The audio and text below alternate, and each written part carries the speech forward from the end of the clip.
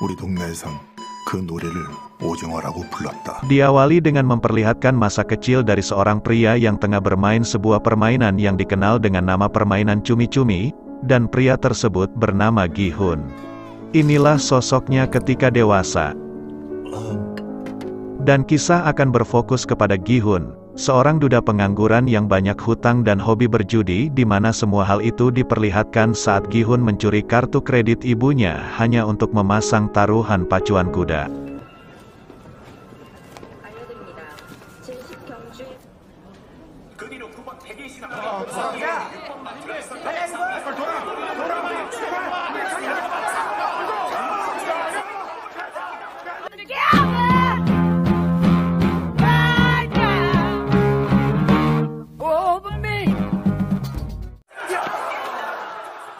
Hari tersebut merupakan hari keberuntungan sekaligus hari naas baginya karena setelah memenangkan JP Paus, ia bertemu lalu dikejar oleh rentenir yang ingin menagih hutang kepadanya. Gi-hun pun berlari dari kejaran rentenir hingga tak sengaja menabrak seorang wanita yang akhirnya ia tertangkap oleh para rentenir tersebut.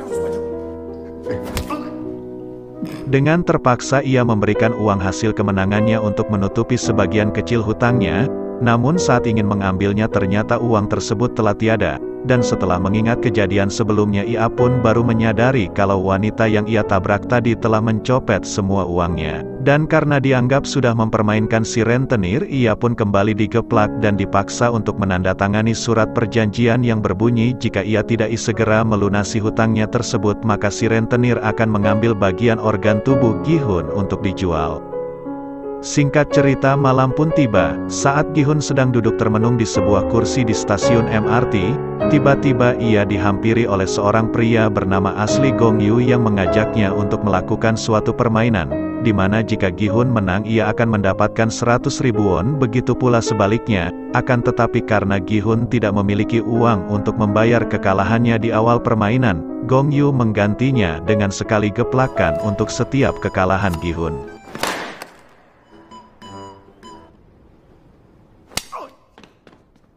Meski mengalami beberapa kali kekalahan dan mendapatkan beberapa kali tamparan, Gi-hun tetap terus bermain hingga akhirnya ia menang dan mendapatkan uang tersebut. Lalu kemudian pria tersebut memberikan Gi-hun sebuah tiket untuk berpartisipasi dalam sebuah permainan yang berhadiah lebih besar dari apa yang ia dapatkan sekarang. Namun dengan sejumlah uang yang didapatkannya sekarang ini, ia pun hanya menerima tiket tersebut tanpa terlalu menghiraukannya.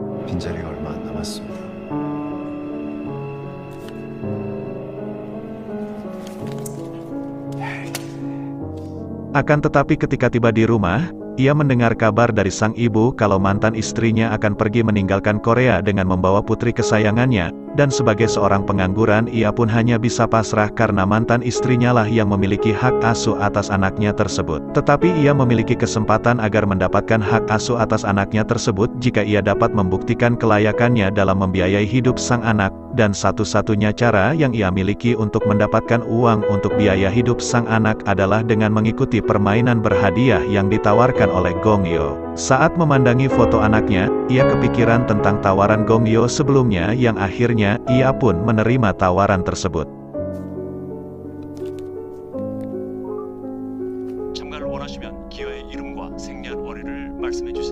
Lalu sebuah mobil datang menjemputnya dan ia dibius tidur hingga tiba di tempat permainan diselenggarakan yang diawasi langsung oleh sekelompok orang berbaju pink dengan topeng bersimbol yang dipimpin oleh pria yang disebut dengan frontman. Gi-hun pun terkejut dengan banyaknya peserta di sana yang berjumlah 456 orang. Lalu ia melihat peserta nomor 1, seorang pria tua yang memiliki penyakit demensia. Sedikit penjelasan kalau demensia adalah penyakit yang menyebabkan penurunan daya ingat dan daya pikir, dan lebih mengejutkannya lagi, ia bertemu dengan wanita yang sebelumnya telah mencopet uangnya tengah dihajar oleh seorang mafia, dan ia juga bertemu dengan teman masa kecilnya yang bernama Sang-woo. Inilah parasnya. Lalu tiba-tiba muncullah sekelompok pria berbaju pink yang berjalan seperti seorang boyband.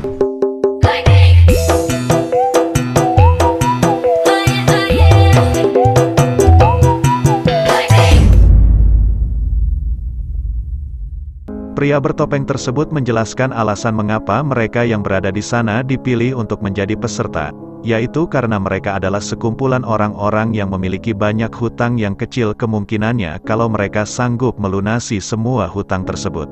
Dan kemudian ia menunjukkan wadah dari hadiah yang berupa uang tunai yang nilainya akan diakumulasikan dari jumlah peserta yang gugur pada setiap babak permainannya. Lalu tanpa memberikan paksaan kepada setiap peserta, pria itu pun memberikan pernyataan sebelum permainan dimulai. 돌아가서 남은 인생을 빚쟁이들에게 쫓기며 쓰레기처럼 사시겠습니까? 아니면 저희가 드리는 마지막 기회를 잡으시겠습니까?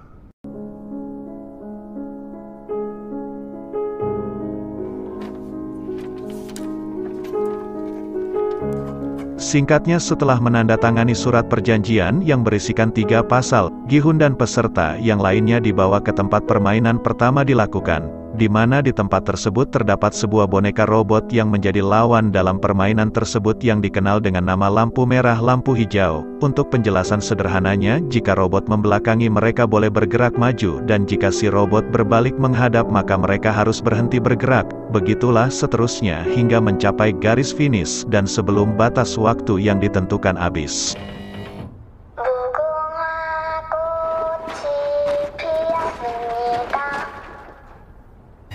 Akan tetapi betapa terkejut dan takutnya mereka ketika melihat jika orang yang ketahuan bergerak akan langsung dieliminasi dengan cara ditembak. Sehingga terjadi kepanikan massa yang menyebabkan mereka tewas berjamaah. Berlanjut di mana Gi-hun tertindih mayat dan ia merasa ketakutan untuk berdiri, dan Sang-woo yang berada di depannya memperingatkan Gi-hun soal waktu yang terus berjalan yang pada akhirnya Gi-hun pun memberanikan diri untuk bergerak maju dengan berlindung di balik tubuh orang lain. Melihat waktu yang terus berjalan dan jarak garis finish yang masih cukup jauh dan boneka robot yang begitu menyeramkan serta melihat beberapa peserta lain yang tewas tertembak secara bergantian, seakan-akan semua hal tersebut membuat adrenalinnya semakin terpacu hingga ia hampir tewas karena tergelincir oleh sebuah tangan yang menghalangi langkahnya. Beruntung ia diselamatkan oleh seorang pria, dan pria yang menyelamatkan hidupnya tersebut bernama Ali, seorang pria yang berasal dari Pakistan namun fasih berbahasa Korea. Lalu pada akhirnya setelah kepala robot berbalik membelakanginya, ia pun langsung berlari menuju garis finish bersama dengan Ali dan berhasil lolos di permainan yang pertama. Episode 1 pun diakhiri dengan langit-langit arena permainan yang tertutup, yang ternyata arena tersebut berada di suatu pulau misterius yang tak berpenghuni. Seusai menjalani permainan pertama yang menewaskan banyak peserta, Gi-hun hanya duduk terdiam bersama yang lainnya, dan tiba-tiba para staf datang untuk memberikan informasi dari jumlah peserta yang tersisa, di mana sebanyak 255 peserta telah tereliminasi dan menyisakan 201 peserta. Sementara itu setelah mengalami hal mengerikan dari sebuah permainan yang awalnya disangka hanya permainan biasa saja, kini mereka yang tersisa memohon agar mereka bisa keluar dan berhenti bermain. Akan tetapi harapan mereka untuk dapat keluar dari sana terpatahkan karena menurut pasal pertama dari surat perjanjian yang telah mereka tanda tangani sebelumnya, bahwasanya pemain tidak diperbolehkan untuk berhenti bermain, dan kemudian diperkuat dengan pasal kedua yang mengatakan jika peserta menolak bermain maka ia akan dieliminasi alias dibunuh. Namun tiba-tiba dengan lantangnya Sang-woo mempertanyakan tentang pasal ketiga yang mengatakan kalau permainan dapat dihentikan jika mayoritas menyetujui, dan sesuai dengan perjanjian yang telah ditetapkan itu, staf tersebut pun mempersilahkan peserta untuk melakukan pengambilan suara. 여러분의 뜻에 따라 게임의 중단 여부를 투표하겠습니다. Dan sebelum melakukan pengambilan suara, staf tersebut memperlihatkan uang hadiah yang diakumulasikan dari jumlah peserta yang gugur, sehingga hal tersebut menggoyangkan keputusan beberapa peserta lainnya yang tergiur melihat miliaran uang hadiah tersebut.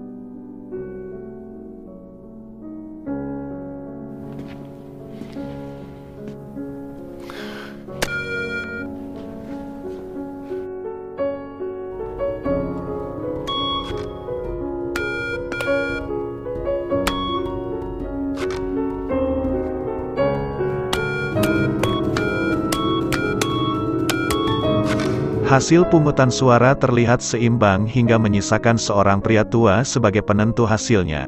Dan Gi-hun yang mengetahui kalau kakek tersebut memiliki penyakit demensia merasa khawatir akan keputusan beliau, namun tak disangka tak diduga, beliau memilih untuk menghentikan permainan.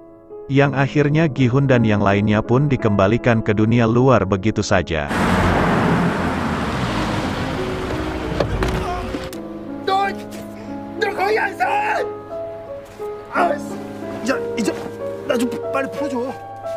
Singkat cerita di pagi harinya, Gi-hun melaporkan permainan yang mematikan tersebut kepada kepolisian, di mana ia mengatakan tentang banyaknya para pemain yang dibunuh di tempat yang ia sendiri pun tidak mengetahui di mana lokasi kejadiannya berada. Lalu ia memberikan satu-satunya bukti yang ia miliki yang berupa tiket permainan yang berisikan nomor kontak panitia game tersebut. Si polisi pun menghubungi nomor kontak yang ada pada kartu itu. Namun yang menerima panggilannya tersebut hanyalah seorang wanita yang tidak tahu apapun soal permainan yang sedang dipermasalahkan, sehingga Gi-hun pun diusir dari sana. Sementara itu seorang polisi bernama Junho merasakan ada sesuatu pada tiket yang ditinggal Gi-hun tersebut.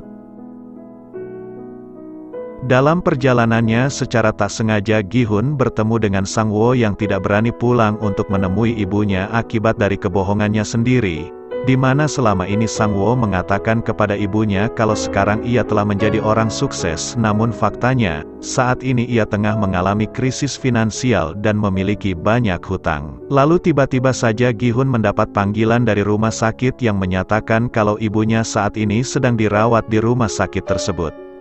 이 정도면 통증이 심했을 텐데 모르셨어요? Singkat cerita malam pun tiba. Sang ibu yang merasa kalau dirawat di rumah sakit hanya akan menambah beban biaya saja. Ditambah lagi dengan kondisi saat ini di mana banyak sekali pihak-pihak yang mencari keuntungan lebih dengan memanfaatkan situasi yang sedang sulit.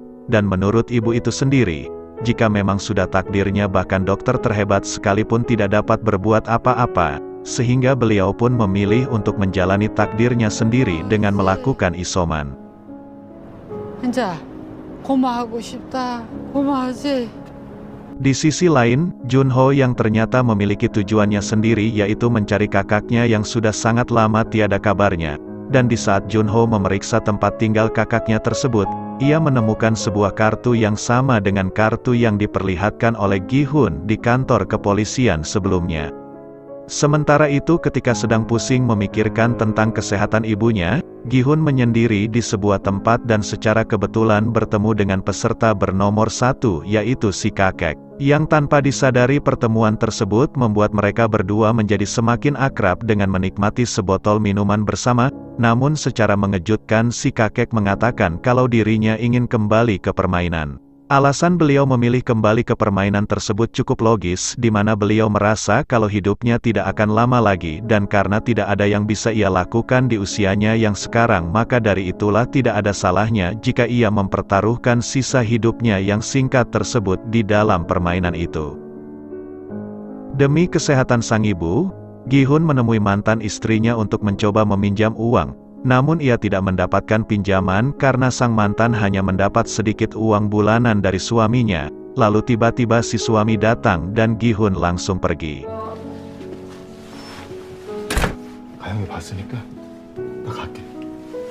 Akan tetapi si suami yang mengetahui kalau kedatangan Gi-hun adalah untuk meminjam uang kepada istrinya, langsung memberikan uang tersebut tanpa harus diganti. Namun Gi-hun diminta untuk tidak mendatangi keluarganya lagi meskipun untuk menemui putrinya sekalipun, dan perkataan si suami tersebut membuat Gi-hun emosi.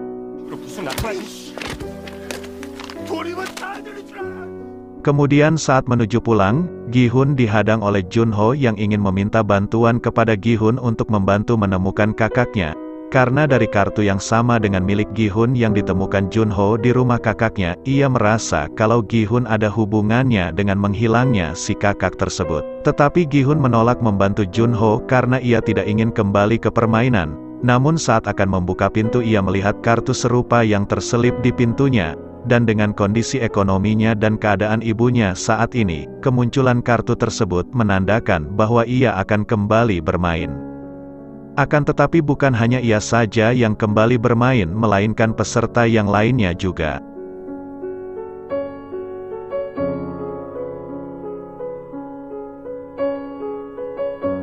dan tanpa tersadari kalau Junho mengikuti mobil tersebut.